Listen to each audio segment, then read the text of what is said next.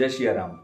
अमावस्या के दिन कर दो यह 5 काम, घर पर ही बिना कोई पैसा खर्च किए। अवश्य ही आपके घर का पितृदोष समाप्त तो नहीं लेकिन शांत हो जाएगा। घर पर इन चीज़ों को कोई भी कर सकता है। कोशिश करें कि अनमैरिड लड़कियां इस काम को ना करें।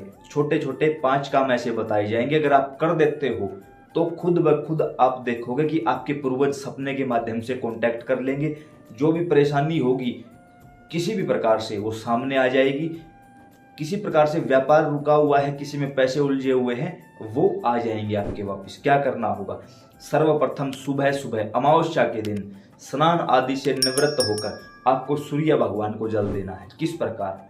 जैसे हमारे पास ये एक जल का पात्र है, इसके अंदर 2 लौंग डालकर 5 लाल कलर के फूल, 5 पुष्प डालकर सूर्य भगवान को अर्घ देना है। आपको कोशिश करना है कि जब सूर्य बिल्कुल उगते हुए अवस्था में हो उस समय उस लालिमा की तरफ निहारना है और सूर्य भगवान को जल देते समय बोलना है, हे श्री सूर्य नारायण भगवान, आप हमारे पित्र हो। क्योंकि प्रत्यक्ष देवता और आदि अनादि काल से चले हुए देवता सूर्य हैं और पित्र जब पृथ्वी पर आते हैं तो सूर्य की आर्यमा नामक किरण के माध्यम से ही आते हैं। तो सूर्य नारायण भगवान हमारे पूर्वज हैं, हमारे पित्र हैं। हे श्री सूर्य नारायण भगवान, यह पुष्प, लौंग और जल आपके माध्यम से अपने पितरों, अपने पूर्वजों तक पहुंचा रहा हूं।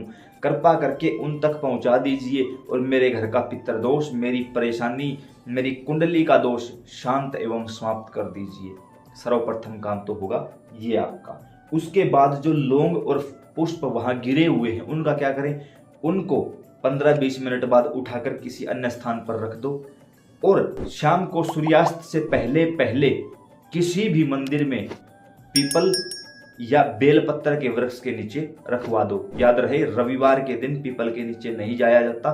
तो अगर रविवार का दिन है तो आप बेलपत्र के नीचे, आंवले के नीचे या पीपल के नीचे रख सकते हो उन चीजों को। जो लौंग है उनको भी, पुष्प हैं उनको भी।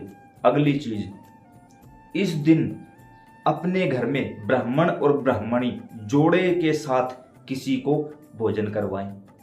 भोजन करवाते समय, भोजन परोसते समय यह कार्य घर की महिलाओं को करना है। भोजन बनाते समय भी, परोसते समय भी और उनको भोजन खिलाते समय भी मन में ये भाव रखें कि इनके माध्यम से हमारे पूर्वज भोजन ग्रहण कर रहे हैं और हमारा पितृदोष समाप्त हो रहा है। कोशिश करो कि उनको नीचे बैठाकर दक्षिण दिशा की तरफ उनका मुख करके फिर उनको भोजन करवाया जाए। भोजन के बाद उनको आप दक्षिणा देकर विदा करें। बगैर दक्षिणा के कोई भी यज्ञ संपन्न नहीं होता और आप भोजन करवा रहे हो वो भी एक यज्ञ ही माना जाएगा। जो भी आपसे हो सके 50 रुपए, 100 रुपए उनको दक्षिणा अवश्य दें। आशीर्वाद मिलेगा, वो आशीर्वाद फलीभूत होगा और पितृदोष समाप्त होगा।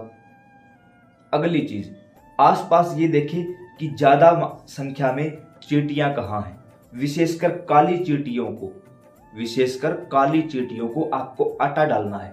थोड़ा सा आटा लेकर जाओ और जहां पर ज्यादा संख्या में वो हैं, जहां पर उनका घर है, नगर है, वहां जाकर आपको दोनों उंगलियां, ये बीच वाली और अंगूठा, इस माध्यम से आटे का छिड़काव करना है उनके ऊपर से।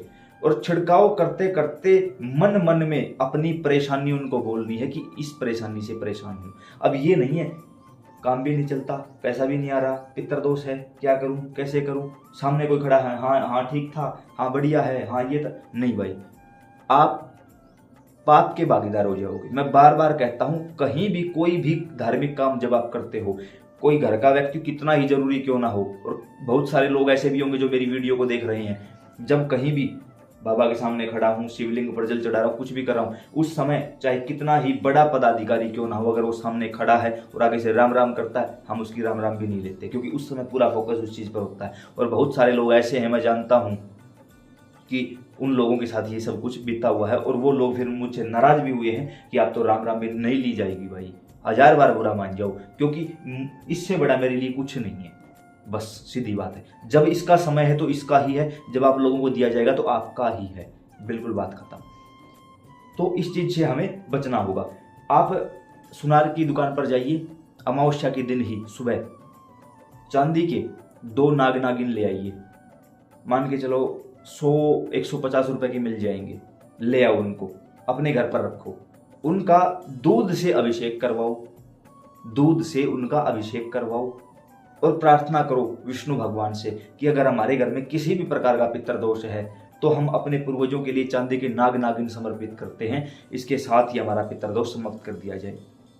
शाम तक उनको रखा रहने दो। सूर्यास्त से पहले उनको लेकर किसी बहते हुए जल के पास जाओ, कोई नदी नाला जो भी हो, स्वच्छ जल साफ जल होना चाहिए, वहां जाओ और उनको प्रवाहित कर दो। बहते हुए जल में हाथ पर रखकर इस तरह से प्रवाहित कर देना है। आपको लगे कि कोई ऐसी प्रॉब्लम है तो आप उनको फेंक भी सकते हो, क्योंकि देखो मजबूरी का कोई मोल नहीं होता। और ये प्रार्थना करनी है कि जिस प्रकार बहते हुए जल में ये नाग नागिन बहते हुए जा रहे हैं, उसी प्रकार हमारे घर से हमारा पितृदोष बहते हुए चला जाए, पार हो जाए, हमारे घर में ना रहे, ना रुके। जब आप ऐसा बोलोगे तो निश्चित तौर पर आपको अनुभव होगा, फर्क देखने को मिलेगा। उसके साथ साथ लगे कि हम थोड़ा सा कुछ और भी कर सकते हैं। जैसे कई बार क्या होती है, काम की रुकावट ज़्यादा होती है, जैसे कि दुकान खोल रखी है, काम नहीं आता, कोई और काम करते हैं वो नहीं चल रहा, मजदूरी करते हैं वो नहीं मिल रही, कहीं पैसा फंसा हुआ है वो नहीं आ रहा, तो सुबह ही या एक दिन पहले ही आप ये काम कर सकते हो। इसलिए कहता हूं कि अमावस्या से पहले इन वीडियो को शेयर कर दिया करो। पता नहीं आपके कारण किस मजबूर लाचार इंसान की जिंदगी बदल जाएगी। आज जो कुछ भी बैठा हूं, क्या अपनी भक्ति के दम पे बैठा हूं? अरे वो तो इनकी करुणा है, कृपा है, गुरु कृपा केवलम, संत कृपा केवलम, वो तो ये रीझ गए। लेकिन उसके साथ साथ जो आप लोगों के लिए वीडियो बनाता हूं, आप लोग देखते हो, देखकर काम करते हो, काम करते ही आपका काम बनता है। आपके पितृ, कुल देवी कुल देवता, तीनों शक्तियां, आप मुझे जानते हो ना जानते हो, मिले हो ना मिले हो, कोई फर्क नहीं पड़ता, आपकी शक्तियां मुझे आशीर्वाद देती है और वो आशीर्वाद फल फूल रहा है। हर रोज 24 घंटे के दौरान, ज्यादा नहीं, 2000 आशीर्वाद हर रोज आते हैं। बताओ, जिसको कभी आप मिले नहीं, देखे नहीं, किसी उससे बात नहीं हुई, जानते नहीं, उसके पास अगर इतने इतने आशीर्वाद आ रहे हैं तो क्या कोई रोक सकता है? इसीलिए बार बार इसलिए शेयर करने की नहीं बोलता कि मेरे व्यूज बढ़ेंगे। अरे हजारों टॉपिक है, कितना ही यहाँ बैठकर 4 गालियां दे दूंगा, बिना कहीं शेयर करोगे आप लोग? हुआ ना, कंटेंट बहुत है भाई, टॉपिक भी बहुत है और ऐसे चैनल भी हजारों हैं। इसलिए बार बार प्रार्थना करता हूँ, आपके कारण किसी का उजड़ा हुआ घर बस रहा है, उससे बड़ी सौभाग्य की बात आपके लिए कुछ नहीं हो सकती। एक नींबू ले आओ, बड़ा सा नींबू, बिल्कुल फ्रेश नींबू होना चाहिए, दुकान से ले आओ, सुबह लाके अपने घर में रख दो, शाम तक उसको रखा रहने दो। सूर्यास्त के बाद उसको उठाओ और घर के बाहर ले जाकर, बाहर से घर के मेन दरवाजे से आपको एक परिक्रमा लगानी है पूरे घर की, उल्टी, एंटी क्लॉकवाइज। घर के दरवाजे से लेकर एंटी क्लॉकवाइज घूमकर आओगे तो घर के दरवाजे पर ही वापस पहुंच जाओगे। तुरंत उसको लेकर बाहर निकल जाओ। बाहर निकलकर उसके 4 टुकड़े करो, चाकू से 4 टुकड़े करो उसके बाहर निकलकर, और किसी भी चौराहे पर चलते हुए फेंक दो। बस इतना काम करना है। जो काम से रिलेटेड आपकी जो परेशानी थी ना, वो शांत एवं समाप्त हो जाएगी। उसके साथ साथ जैसे अन्न का दान करना है, घी का, दूध का, फलों का, कपड़ों का दान करना है आपको। अगर आप ये काम कर देते हो, ये 5 काम आपको बताए गए हैं, निश्चित तौर पर आपका पितृदोष शांत हो जाएगा। रात को स्वप्न के माध्यम से, एक अमावस्या ही करके देखो, एक अमावस्या में ही रात को सपने के माध्यम से जिस कारण से परेशान हो, वो देवी देवता, पितरों से परेशान हो तो पितर आपके संपर्क में आ जाएंगे, चाहे वो कहीं भी हो। वो बंधे हुए हैं तो कोई बंधन में, कोई रोता हुआ, कोई फांसी लटका हुआ, कोई किसी को कैद करता हुआ, कुछ ऐसी चीजें दिख जाएंगी आपको। कोई देवी देवता के कारण परेशान हो तो उस देवी देवता, कोई मंदिर, उससे जुड़ा हुआ उसका कोई साधक, जैसे कितने लोग बोलते हैं कि हमें श्री बागेश्वर धाम वाले श्री धीरेन्द्र कृष्ण शास्त्री जी, पंडोकर सरकार नजर आते, प्रेमानंद जी महाराज। इसका मतलब है कि वो शक्तियां आपके साथ चल रही हैं, ठीक है ना। अब शक्तियों को तो हम देख नहीं सकते, तो उनके सेवादारों की जो छवि है वो हमारे सामने आ जाती है। तो मेरे हिसाब से भाई, जो कम से कम हो सकता था और जो ज्यादा से ज्यादा पुण्य प्राप्त करवा सकता था, वो चीज आपके लिए यहाँ बताई गई है। अब मानो तो मैं गंगा माँ हूं, ना मानो तो बहता पानी, आपके ऊपर डिपेंड है। बाकी प्रार्थना करूंगा, शेयर जरूर कर देना। किसी की जिंदगी बदल जाए उससे उत्तम कुछ भी नहीं है। काफी लोगों ने कहा कि आपसे जुड़ना है, नीचे डिस्क्रिप्शन में व्हाट्सएप ग्रुप का लिंक डाल दिया जाएगा। एंड स्क्रीन के रूप में पितरों की पूरी पॉडकास्ट डाल दी जाएगी। एक बार उस पॉडकास्ट को देख लेना, यकीन से कहता हूं कभी किसी के पांव पकड़ने की आवश्यकता नहीं पड़ेगी। जय श्री राम।